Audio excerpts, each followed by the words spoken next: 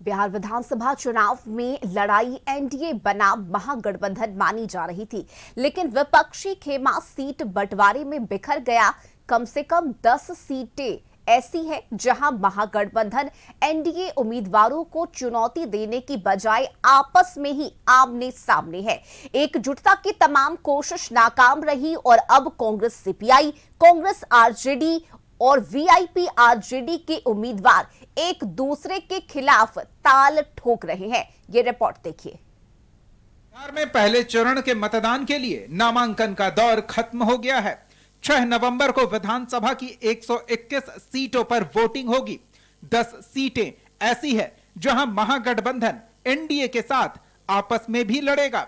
114 seat ऐसी है जहां एनडीए और महागठबंधन के उम्मीदवार आमने सामने हैं। वहीं एनडीए गठबंधन एकजुटता दिखा रहा है। एनडीए में जेडीयू के हिस्से 101 सीट आई है। बीजेपी को भी 101 सीटों पर चुनाव लड़ना है। एलजेपीआर को सीट बंटवारे में 29 सीट मिली है, जबकि हिंदुस्तानी आवाम मोर्चा और राष्ट्रीय लोक मोर्चा दोनों को 6-6 सीट मिली है। एनडीए की तरफ से मुख्यमंत्री नीतीश कुमार और केंद्रीय गृह मंत्री अमित शाह दोनों चुनावी सभा की शुरुआत कर चुके हैं। बिहार दौरे पर आए अमित शाह से चिराग पासवान ने मुलाकात की। एनडीए नेताओं ने विकास को चुनावी मुद्दा बताया और महागठबंधन में डर की बात कही। और हम लोगों के गठबंधन की ये खूबसूरती और ये ताकत है कि हम लोग एक दूसरे का हाथ पकड़कर, एक दूसरे का सहयोग कर गठबंधन को मजबूती देते हुए एक ऐतिहासिक जीत की ओर अग्रसर हो रहे हैं, ताकि उस विकसित बिहार का निर्माण कर सकें जो मेरे प्रधानमंत्री जी के लक्ष्यों में 2047 तक जब भारत एक विकसित देश बने तो उसमें बिहार सबसे विकसित राज्यों में हो, ये प्राथमिकता मेरे प्रधानमंत्री की रही है। तीसरी बार सरकार बनने के बाद जिस तरीके से प्रधानमंत्री जी साल भर के भीतर 11 बार बिहार आ चुके हैं, ये दर्शाता है कि उनकी प्राथमिकता में किस तरीके से बिहार और बिहारी हैं।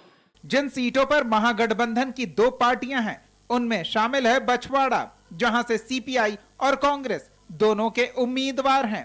बिहार शरीफ में भी सीपीआई और कांग्रेस के उम्मीदवार आमने सामने हैं। समस्तीपुर की रोसड़ा सीट पर भी सीपीआई और कांग्रेस दोनों पार्टियों के उम्मीदवार हैं। वैशाली के राजापाकड़ सीट पर सीपीआई और कांग्रेस मुकाबले में है। वैशाली सीट पर भी आरजेडी और कांग्रेस के उम्मीदवार चुनावी मुकाबले में हैं। मुंगेर की तारापुर सीट पर आरजेडी और वीआईपी उम्मीदवारों के बीच चुनावी लड़ाई होगी। वैशाली की लालगंज सीट पर आरजेडी और कांग्रेस दोनों पार्टियों के प्रत्याशी हैं। भागलपुर की कहलगांव सीट से भी आरजेडी और कांग्रेस के उम्मीदवार हैं। वहीं नवादा की वारिस अलीगंज सीट से आरजेडी और कांग्रेस दोनों पार्टियों ने उम्मीदवार उतारा है, जबकि औरंगाबाद के कुटुंबा सीट से आरजेडी और कांग्रेस के उम्मीदवार हैं। इस बीच बिहार कांग्रेस अध्यक्ष ने एक ट्वीट किया है, जिससे कई तरह के कयास लगाए जा रहे हैं। वहीं बीजेपी ने महागठबंधन में सिर्फ फुटअव्वल की बात कही है। ये जीत रहा है, बहुत बड़े बहुमत से जीत रहा है। फिर एक बार एनडीए सरकार बनने जा रही है। महागठबंधन के अंदर जो दल हैं उनका भी कोई राजनीतिक भविष्य नहीं है। श्री राहुल गांधी जी विदेश घूम रहे हैं, देश घूम रहे हैं, लेकिन बिहार नहीं आ रहे हैं। 17 अक्टूबर को अमित शाह ने सीएम नीतीश से मुलाकात की थी और इसके बाद तरैया और गोविंदगंज में चुनावी सभा की। राजनीतिक दलों के साथ चुनाव आयोग भी मतदाताओं को जागरूक करने में जुटा है। गोपालगंज में मतदाता जागरूकता रैली निकाली गई और लोगों से मतदान करने की अपील की गई। और संवाददाता नीरज इस वक्त हमारे साथ जुड़े हुए हैं। और नीरज, देखिए, बिहार चुनाव में इस वक्त महागठबंधन वर्सेस एनडीए की जगह महागठबंधन वर्सेस महागठबंधन ही नजर आ रहा है, क्योंकि 10 से 11 ऐसी सीटें हैं जहां पर महागठबंधन के अलग अलग दलों के प्रत्याशी ही एक दूसरे के सामने है, एक दूसरे को ही प्रतिद्वंदी के तौर पर उन्होंने चुना है। और ये बताता है कि महागठबंधन में फिलहाल ऑल इज वेल नहीं है। बिल्कुल, आपने सही कहा रश्मि।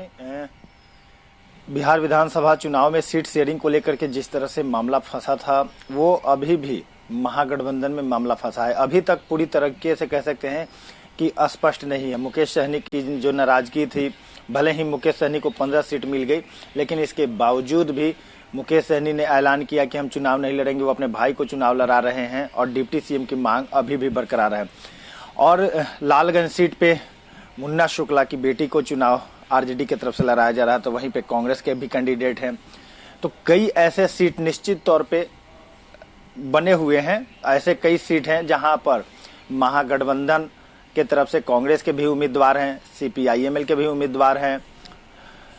एनडीए में भी कई ऐसे सीट हैं जहां पर देखने को मिला है कि एक तरफ एलजेपी आर के तरफ से कैंडिडेट दिया गया, तो वहीं दूसरी तरफ जदयू के भी कैंडिडेट हैं, लेकिन बीच में ये समझौता करके वहां पर ये समझा लिया गया।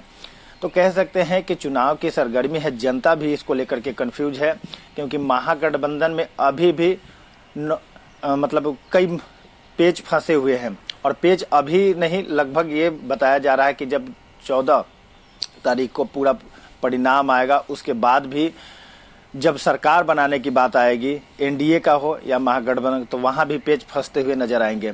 अब देखना होगा कि जनता कैसे भरोसा करती है, या एनडीए पे भरोसा करती है, एनडीए के प्रत्याशियों पे भरोसा करती है, या महागठबंधन पे भरोसा करती है, तो जनता तय करेगी। जी बिल्कुल नीरज, लेकिन देखिए बड़ा सवाल ये भी है कि अगर एक ही सीट से महागठबंधन के दो प्रत्याशी सामने हैं, तो जब जनता वोट करेगी या जनता जब जिसे चुनेगी, तो क्या इसका नुकसान महागठबंधन को ही नहीं होगा? क्योंकि वोट दो तरफ बढ़ जाएंगे और कहीं ऐसा ना हो कि इसका फायदा कोई तीसरा प्रत्याशी उठा ले।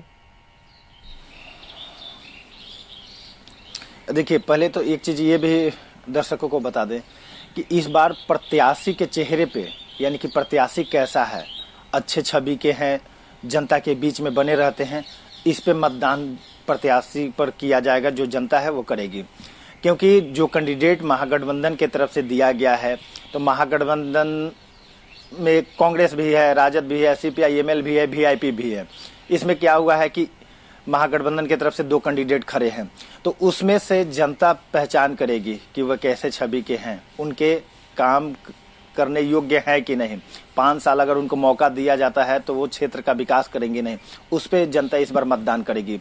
भले ही महागठबंधन को, आपने ठीक कहा कि एक थर्ड फ्रेंड जनसुराज हैं, जनसुराज की भी चर्चा काफ़ी तेज है बिहार में, और प्रशांत किशोर बहुत मेहनत किए हैं बिहार में, और बिहार बदलाव को लेकर के उन्होंने कई कार्यक्रम भी किया है। तो कहीं ना कहीं कह सकते हैं कि महागठबंधन को इससे कहीं ना कहीं खामी होगी, और प्रशांत किशोर को भी मौका मिल सकता है। इसके अलावे आम आदमी पार्टी के भी कई सीट पर प्रत्याशी उतरे हुए हैं, लेकिन जनता इस बार जो है वो अपने बीच के जो प्रत्याशी हैं उनको उनके छवि को लेकर के मतदान करेगी, कि उनकी छवि कैसी है, वो कैसा काम करेंगे 5 साल में, उसको लेकर के मतदान करेगी। जी चलिए, बिल्कुल नीरज, बहुत शुक्रिया आपका इन तमाम जानकारी के लिए। और कुल मिलाकर देखा जाए तो इस वक्त महागठबंधन में आपसी तालमेल, आपसी सामंजस्य की कमी नजर आ रही है, और यही वजह है कि 10 ऐसी सीटें हैं जहां कांग्रेस आरजेडी के उम्मीदवार एक दूसरे के आमने सामने हैं, तो वहीं कांग्रेस और सीपीआई के उम्मीदवार भी एक दूसरे के सामने ताल ठोकते हुए नजर आ रहे हैं। फिलहाल यह वक्त एक छोटे से ब्रेक का हो चला है, जल्द लौटेंगे।